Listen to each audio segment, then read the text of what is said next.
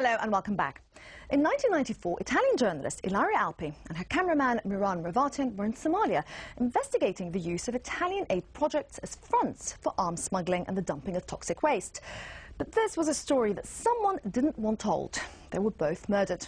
However, the story didn't end there, and 10 years later, evidence of toxic waste dumped along the coast of Somalia was uncovered by the 2004 tsunami.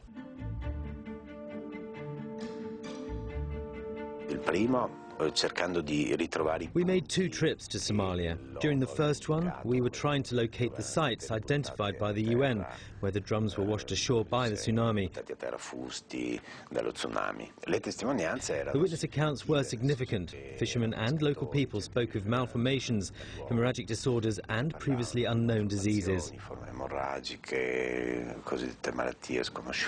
Luciano Scalettari is a journalist for the Catholic magazine Famiglia Cristiana. As well as examining the illegally dumped toxic waste brought ashore by the 2004 tsunami, he also picked up Ilaria Alpi's leads, suggesting that toxic waste had been buried along the Garowe-Bosaso road. The road had been visited and filmed by the 2 journalists just days before their assassination. We applied the following method. We used a GPS to identify the sites and a magnetometer to immediately verify whether traces of metal were present beneath the soil. We also looked for witnesses who worked on the construction of the road, to whom we asked what they had seen, and that they accompany us to the sites where the dumping of waste allegedly took place.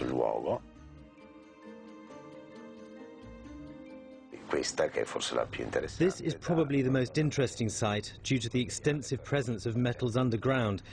It's in a deserted place off the road, in a location where, technically speaking, there's no sign of human activity. Famiglia Cristiana's reports shed light on an international scheme to bring waste from industrialized countries to developing ones. Scalettari's witness accounts are significant, but they are not yet supported by hard evidence because the equipment he had at the time could not dig deep enough to find the waste canisters themselves. The receptacles are described as being small canisters, allegedly containing expired paint. In some cases, they're sacks. In this case, specifically referring to the Bosaso-Garowe road and the sites thereof, it would be jute sacks and large barrels. A large container that would have been buried, and in the most alarming case, a number of awkward-looking drums.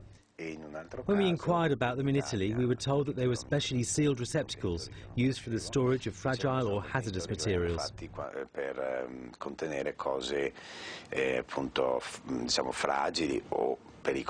So profitable was the business that extremely creative methods for the disposal of toxic waste were devised. We went to the house of Giorgio Comerio on the outskirts of Milan. He planned to drop free-fall penetrators filled with radioactive waste under the seabed of African countries, including Somalia. Giorgio Comerio has been investigated by Italian authorities for allegedly sinking ships loaded with toxic waste in the Mediterranean Sea. When Italian police searched Giorgio Comerio's house in 1995, they found Ilaria Alpi's missing death certificate. The document was seized by police, yet the investigating magistrate that later took on the case has filed a report in 2005 saying that the death certificate had been stolen from police archives. Today, Italian authorities say that they have no idea as to the whereabouts of Giorgio Comerio. Others, such as Giampiero Sebri, use more conventional dumping methods. It might sound cynical, but I wasn't there to give away cookies or candy for children. I was there to import hazardous, toxic, or radioactive waste. Giampiero Sebri acted as a local agent for an organization that arranged the dumping of waste in developing countries on behalf of Western firms. If an industrial group or company, even a government company, has thousands and thousands of tons of waste to dispose of, I would set up a local company in a developing country. I would solve all logistical aspects, such as the ship and the containers. After that, I would load, unload, and that's it. Sebri was also part of the so-called Project Urano, a plan to dump radioactive waste in Western Sahara, conceived by the same organization of international waste dumpers. Something really strange happened while we were unloading our cargo. We were told that we could not dump the waste there anymore. This meant part of the load was still on the ship, while the other vessel that was arriving had also been traveling with its load of waste for 3 or 4 days.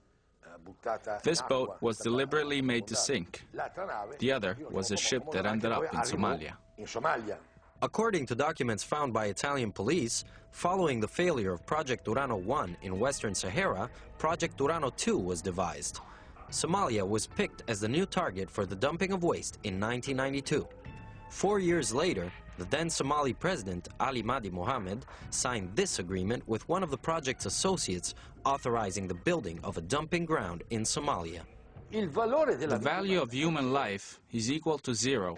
The only thing that they value is money and more money. They just don't care.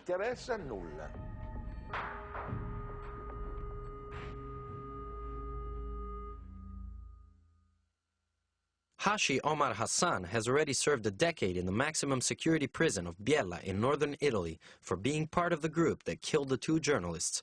Douglas Duale is Hashi Omar Hassan's lawyer. The first-degree trial ended with an acquittal after 298 witnesses were brought to the stand.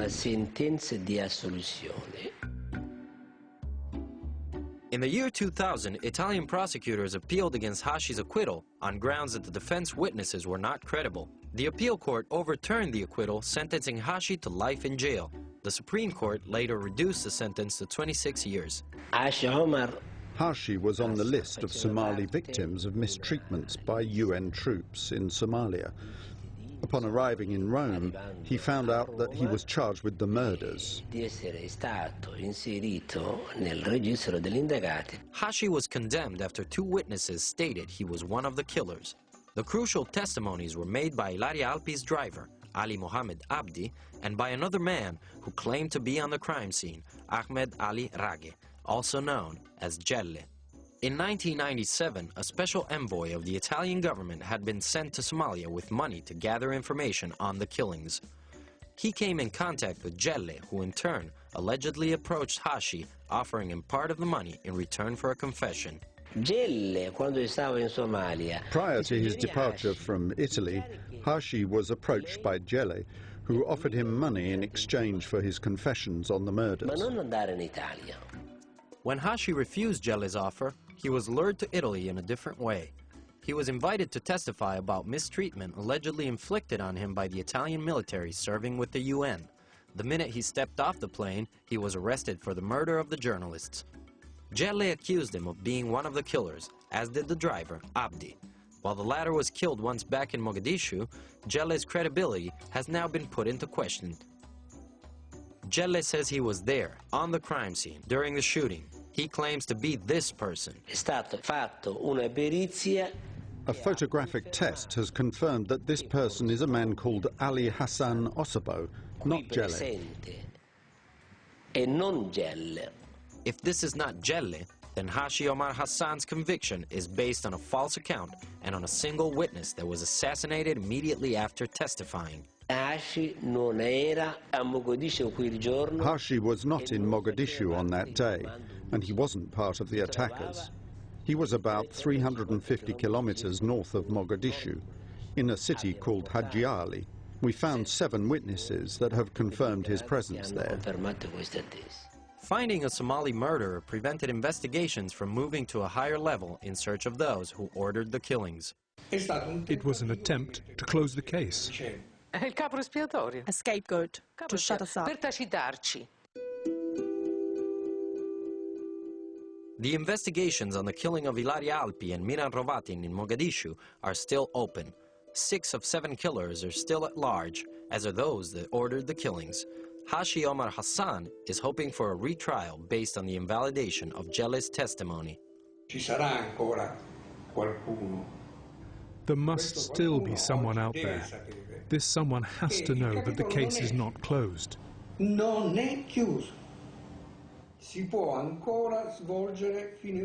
Investigations can still be done.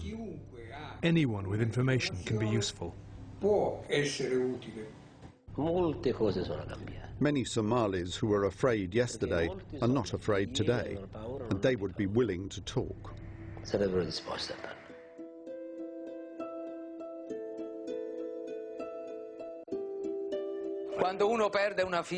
When one loses a daughter, you have to try to believe it. It is a pain that never ends and grows with the passage of time.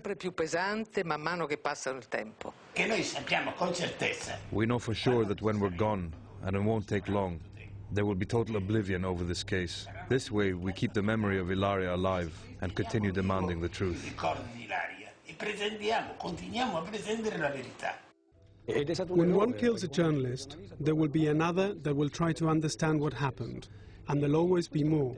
This should serve as a warning for anyone who thinks that information can be stopped with the murder of a journalist. They are wrong, and they should know this.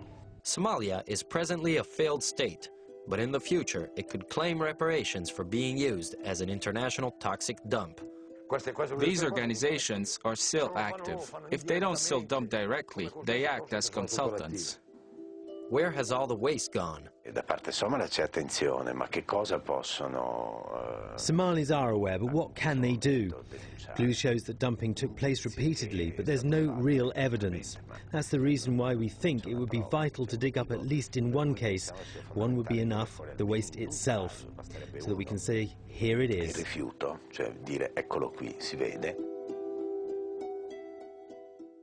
There's been no decision yet as to whether Hashi Omar Hassan will be granted a retrial. If you have any information about this case, you can contact the filmmakers by email at info@oyiboproductions.com.